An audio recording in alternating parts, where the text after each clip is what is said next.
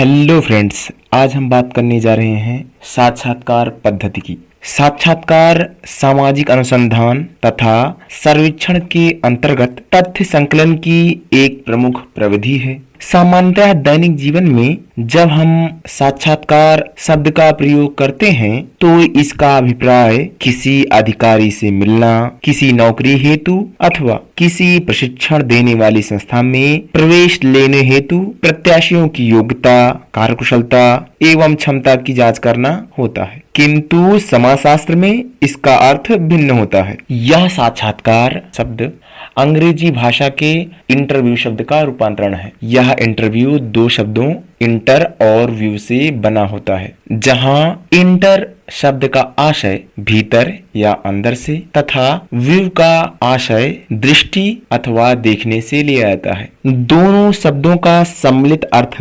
अंतर्दर्शन अथवा अंतर्दृष्टि होता है। दूसरे शब्दों में जिन अप्रकट अथवा अदृश्य तथ्यों का बाह्य रूप से निरीक्षण नहीं हो सकता, उन तथ्यों की जानकारी प्राप्त करना ही साक्षात्कार कहलाता है। यह साक्षात्कार चयन का प्रमुख साधन होता है। साक्षात्कार तकनीक में साक्षात्कार लेने वाला तथा आवेदक आमने सामने बैठकर मौखिक विचार विमर्श करते हैं। इस प्रकार साक्षात्कार एक ऐसी प्रक्रिया है जिसमें साक्षात्कारकर्ता एवं सूचनादाता के मध्य किसी विशिष्ट उद्देश्य को लेकर आमने सामने की स्थिति में वार्तालाप अथवा उत्तर प्रत्युत्तर होता है। साक्षात्कार की परिभाषा की बात करें तो C.A. मोजर के अनुसार एक सर्वेक्षण साक्षात्कार साक्षात्कारकर्ता तथा उत्तरदाता के मध्य एक वार्तालाप है, जिसका उद्देश्य उत्तरदाता से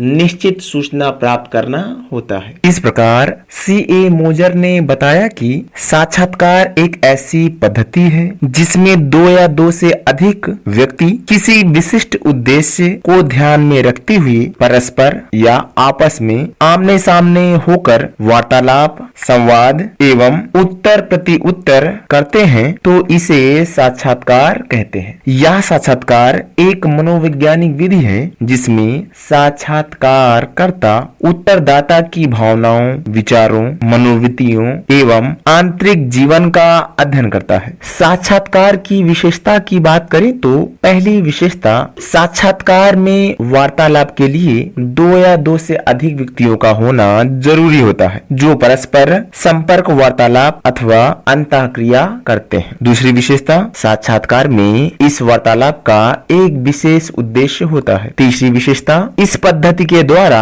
अनुसंधान के लिए अनुसंधानकर्ता और सूचनादाता के बीच व्यक्तिगत संपर्क का होना अनिवार्य है। चौथी विशेषता, साक्षात्कार पद्धति द्वारा सामाजिक जीवन और सामाजिक घटनाओं के बारे में जानकारी व्यक्तिगत संपर्क और वार्तालाप के द्वारा प्राप्त की जाती है। साक्षात्कार पद्धति के प्रकारों की बात करें तो पहला प्रकार, व्यक्तिगत साक्षात्कार। इस प्रकार के साक्षात्कार में केवल दो ही व्यक्ति मौजूद होते हैं। इसमें से एक साक्षात्कारकर्ता अर्थात प्रश्नकर्ता तथा दूसरा साक्षात्कारदाता अर्थात उत्तरदाता। इसमें साक्षात्कारकर्ता प्रश्न पूछता है तथा साक्षात्कारदाता प्रश्न का उत्तर देता है। दूसरा, सामूहिक साक्षात्कार। इस प्रकार के साक्षात्कार में दो से अधिक साक्षात्कारकर्ता मौजूद होते हैं और वह अनेक साक्षात्कारदाताओं से समस्या या विषय से संबंधित सूचना या तथ्य एकत्रित करने का प्रयास करते हैं। तीसरा,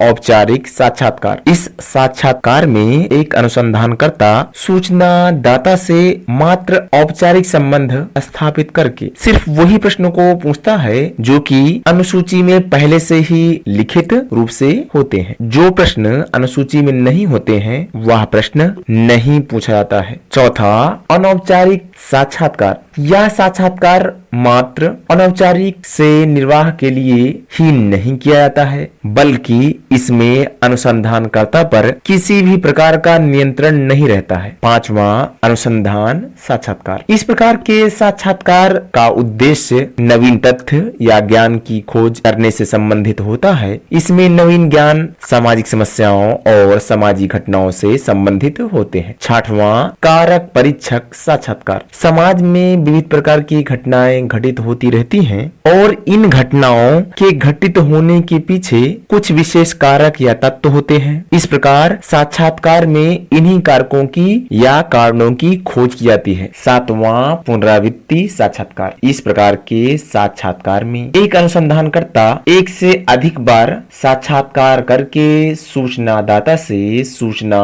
संकलित या इकट्ठा करता है। 8वां केंद्रीय साक्षात्कार। यह साक्षात्कार किसी सामाजिक घटना, परिस्थितियों, फिल्म, रेडियो या दूरदर्शन कार्यक्रम का सूचनादाताओं पर पड़ने वाले प्रभाव का अध्ययन करने हेतु किया जाता है। 9वां अनिर्देशित साक्षात्कार। इस साक्षात्कार में साक्षात्कार दाता या उत्तरदाता जो विवरण, कहानी या वृत्तांत प्रस्तुत करता है उसी के संदर्भ में सभी तथ्य संकलित होते हैं। 10वां प्रत्यक्ष साक्षात्कार। सामान्यतः प्रत्येक साक्षात्कार प्रत्यक्ष ही होता है। इसे अनुसंधानकर्ता को काल्पनिक रूप से सूचनादाता के आंतरिक जीवन में प्रवेश के रूप में देखा गया है। 11वां अप्रत्यक्ष साक्षात्कार। इस साक्षात्कार में सूचनादाता और साक्षात्कारकर्ता आमने सामने न बैठकर अप्रत्यक्ष रूप से टेलीफोन या फिर किसी अन्य माध्यम से अध्ययन विषय से संबंधित तथ्यों के बारे में वार्तालाप करके